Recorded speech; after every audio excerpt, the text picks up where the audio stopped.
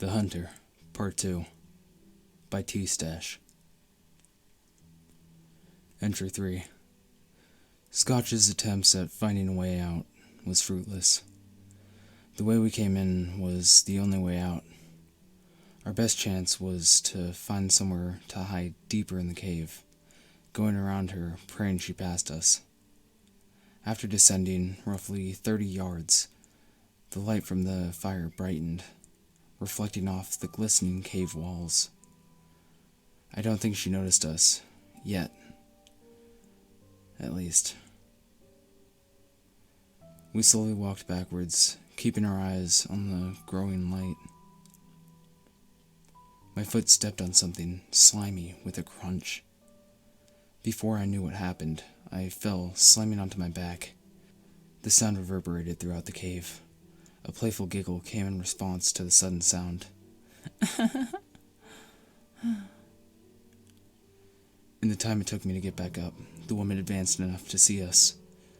Our eyes locked. A devilish smile crept upon her face. Only her eyes and her hair glowed with flames. She steadily walked towards us, as if stalking her prey. I drew my gun and aimed towards her head. I fired, watching in horror as her hair melted the bullet before grazing her skin. The gunshot deafened my hearing temporarily. I didn't notice Scotch and Tex firing as well. My ears barely picked up a sound that made my blood run cold. A guttural chuckle, resounding from behind us, made the woman freeze in her tracks.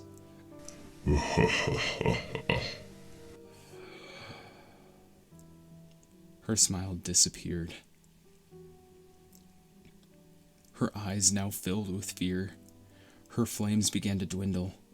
Turning to look behind us, I noticed a large figure looming in the shadows. Before my eyes could register anything else, I felt a strong gust of wind sear past me.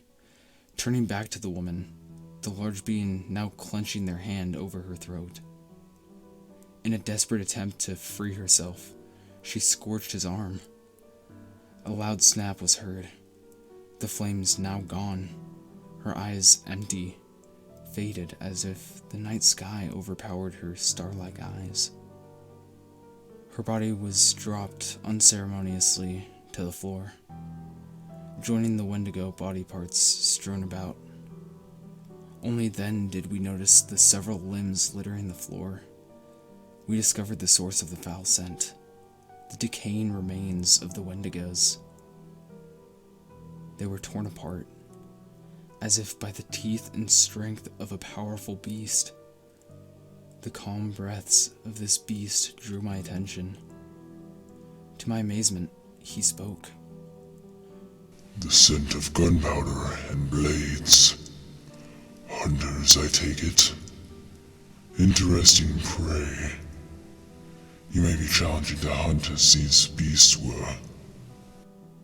He gestured to the limbs strewn about the floor. The predator of this species had definitely been found, which means he was even deadlier. We watched him, seeing what he might do next. He continued speaking. If you wouldn't mind, could you lend me a knife? He gestured to his charred arm. Scotch slowly took his hunting knife and threw it towards the beast. The blade buried itself into his skull. He began to arc backwards, slowly falling to the ground. Stopping his own descent, he stood there, with his back arched. Bellowing laughter soon followed. Excellent aim. Scotch's eyes now wide. We watched as the being stood back up as if nothing had happened. The knife was plucked from his forehead. The slit disappeared, as if Scotch's knife never grazed his skin. The creature stabbed the knife into their burnt limb, cutting through his entire shoulder. He threw Scotch's knife into the obsidian-like floor, inches away from Scotch. The monster of a man proceeded to tear their own arm off, only for it to be replaced by a brand new arm, completely unscathed. Carbonized cells can't regenerate. You've earned yourself a bone, bringing her here. He pointed with his lifeless limb towards the corpse that pursued us into the cave. I'm feeling generous right now, so I'll give you a 30-second head start. Tick-tock. Stepping away from the entrance to the cavern, he allowed us to leave.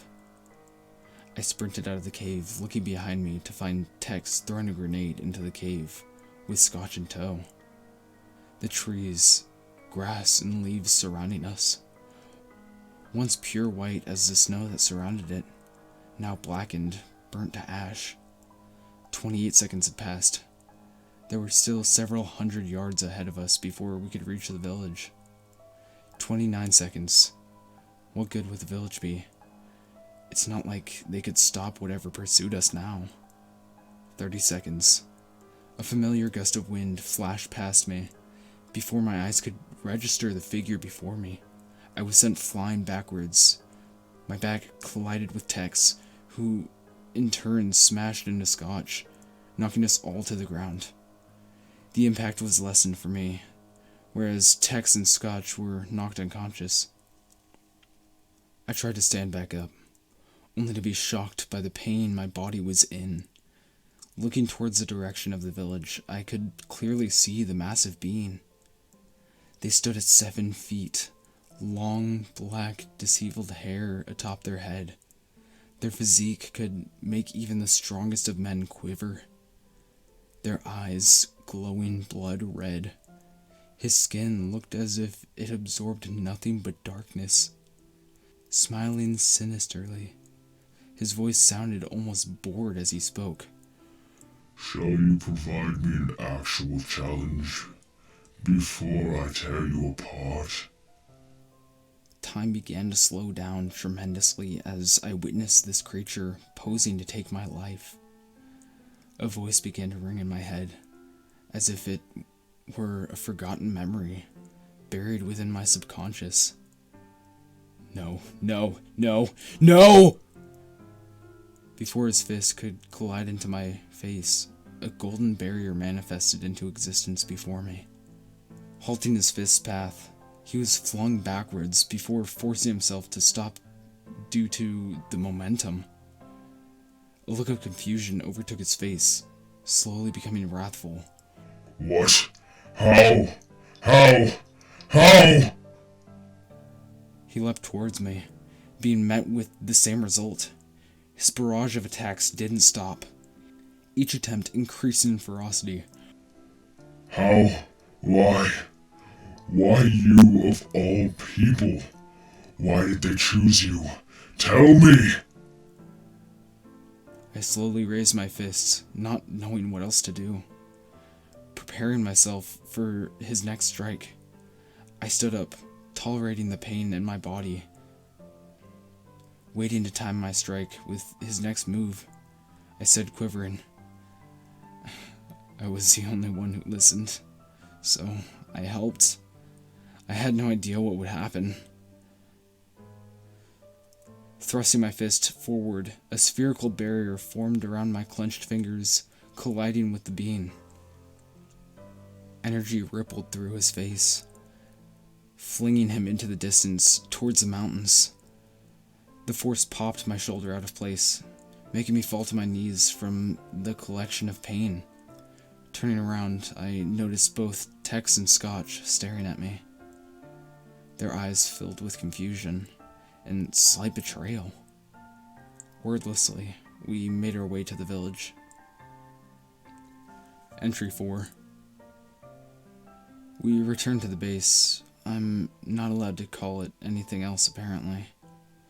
Heading to the infirmary wing upon arrival, my injuries were minimal, thankfully, while Tex and Scotch have fractures along their spines. The recovery system here is way more advanced than any hospital I've ever been to. Given a week to mentally recover, we were questioned heavily by our employers following the 7 days. Afterwards, we went to the documentation booth, a small room with a doorway leading to the file room directly behind it. 2 side walls and the shatterproof glass window with 2 openings. A circular grate for dialogue and a small rectangle one for any documents passing through. A manila envelope was slid and handed to me. My first actual payment on this job. If my jaw could hit the floor, it would. $20,000 for one job. My excitement was lost, however, when I looked towards Tex. Having no interest in the amount, his focus was on the operator within the closed-off room. "What the hell were we hunting out there?" Tex asked, irritated beyond belief. Your clearance level restricts you from having that knowledge. We are grateful for you taking this mission. With the information you have provided us, we can now form a team of preferable hunters. For a different kind of task, rest assured, you will be given another mission more suited to your level of experience. Thank you, and good hunting. Tex punched the glass separating us from the operator, creating a spiderweb of glass fractures. The operator was unaffected, calmly grabbing the telephone and making a call. The 3 of us left to our separate dorms. Before I could enter, however, Tex grabbed my shoulder, spinning me around to face him. Looking me dead in the eye, his tone serious, he demanded, "I don't care if you don't want to talk about it, but you are going to tell me exactly what you know. You knew what those things were, and you didn't say a thing. Until you give me a reason, you've lost my trust." I didn't respond, giving him a blank stare. After that, he stormed off to his dorm. Turning around, I entered my room with my head down. Quietly shutting the door, I leaned against it, sliding down onto the floor. I shuddered as I remembered what sent me here in the first place. My mind swam in my memories, reliving what I constantly feared. 4 months ago, I was a part of a team of experimenting. 4 months ago, I was part of a scientific team experimenting to perfect the unsolved mystery. We were trying to create the perfect super soldier. The subjects of our tortures were mostly humanoid beings with a variety of abilities. The task of impossibility was to combine their abilities with a human being. It always ended in failure, as far as I can remember. I was starting out as an intern. We didn't usually last long, meaning if any of us were found incompetent, our lives would be terminated. I was given the tasks of delivering tools, fluids, and messages to other members in my assigned team. It was simple on most days. On occasion, I would be assigned to retrieve a subject for DNA extraction. On occasion, I would be assigned to retrieve a subject for DNA extraction. It was the last subject I ever set my eyes upon. Subject 001, the Enforcer. They looked as if they were an old man, eyes sunken as if they'd seen more than their fair share. Their skin and muscles reduced to sagging, papery flesh. I couldn't bear it to look at them. With what sounded like great effort, the shriveling old being spoke to me. "Young man, would it be all right if you could hold my hand? I'm afraid of the pain that will happen soon. Please?" Hesitating, I slowly reached my hand to the feeble old man lying on the gurney. Grasping his bony hand, he grinned maliciously, as his hand was full of strength, almost immediately. "Thanks, kid. As gratitude, when this is over, I won't let you die. His body began to rapidly disintegrate, while he lay there laughing maniacally. His voice disappeared along with his body, reduced to dust. A massive earthquake soon followed, destroying the building. Large pieces of rubble caved around me, almost crushing me, miraculously sparing me from being smashed. Unable to do anything, I waited as the structures fell around me. It was 5 hours before I was found by a rescue team. The fact that I was unscathed left my rescuers bewildered. Soon after, I was assigned to a hunting organization, a better option to keep me quiet than executing me on the spot. After everything that happened, I can only form new ideas of what happened that day. What I did caused a chain reaction with what we classified as those subjects. Their constant appearances over the past few months can be linked back to our experiments. As to what they are, I have no idea exactly, but I doubt that's the last I'll see of them. Entry 5. A loud knock on my door woke me from my slumber. With a deep sigh, I stood, readying myself for a barrage of questions Tex would have for me. Opening my door, I was surprised to not see Tex's grizzled face looking at me. Instead, a slightly annoyed young woman stood in my doorway, studying my face. She remained silent for a few moments, before finally sighing and breaking the silence. Agent T-3X didn't answer the door. I assume he's passed out from overdrinking yet again. When you see him, could you please give him this? She reached to hand me a rather thick folder full of documents. Grabbing it, I realized it was much heavier than it looked. My mind swarmed with multiple possibilities of information I grasped. Say nothing of our interaction. I owe him a favor or two. As quickly as she appeared, she began to speed walk away. Before I could utter a response, she glanced over her shoulder towards me. It's Agent T-5J, by the way. As quickly as she arrived, she disappeared. I must have been standing for what felt like a few minutes at least. I almost jumped out of my skin when I heard Scotch ask me something. I didn't really hear what he said. What you looking at? He repeated, with a curious expression. My words stumbled as I answered his inquiry. Oh, I met Agent T-